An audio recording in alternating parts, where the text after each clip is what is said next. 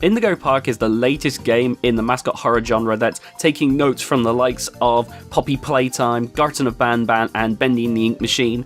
And before anyone gets insulted that I dare compare Indigo Park to Garten of Banban, that's pretty much how Unique Geese started this whole concept in the first place, recreating Garten of Banban and deciding that instead of, stepping on the toes of the developers of Garten of Banban, would make his own IP. And that's how Indigo Park came about. But what do I think of it? Now, I can't compare it to Bendy and the Ink Machine, I straight up haven't played that one, but compared to Poppy Playtime and Garten of Banban, it's honestly the strongest chapter 1 of the trio. The first chapter, which is free by the way, is less than an hour long, yet a whole lot has been packed into it.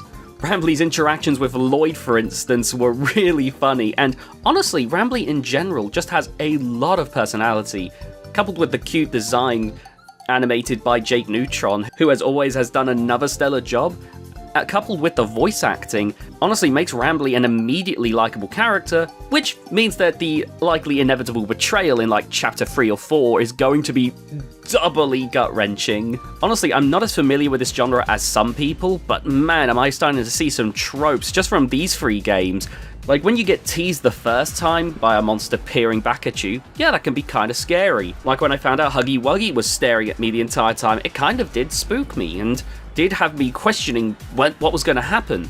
But now that I'm familiar with the format, that this is just a tease before the big climax, I did not buy into the fear at all whenever Molly would appear, especially because the game really loves having Molly appear. Like, it got a bit comical at times because I just knew this isn't the time. Molly's not going to chase us Throughout the game, you can actually tell that it still wears its Garten of Banban inspiration very much on its sleeve, with references to Bird Up, which is a meme made by about Garten of Banban, but also just by rewatching the recreation of Garten of Banban, you can see many of the lessons taken in that video carrying over. I kind of got settled, and I had this vivid memory of the playsets you'd see at like McDonald's back in the day.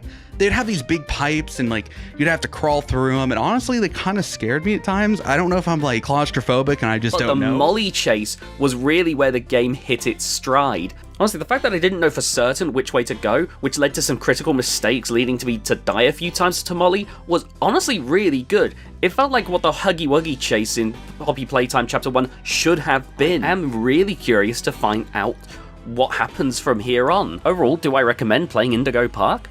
Honestly, I do. Between the charm of the presentation and Rambly himself, alongside some pretty decent horror chases, I'm honestly curious to see where Indigo Park goes next.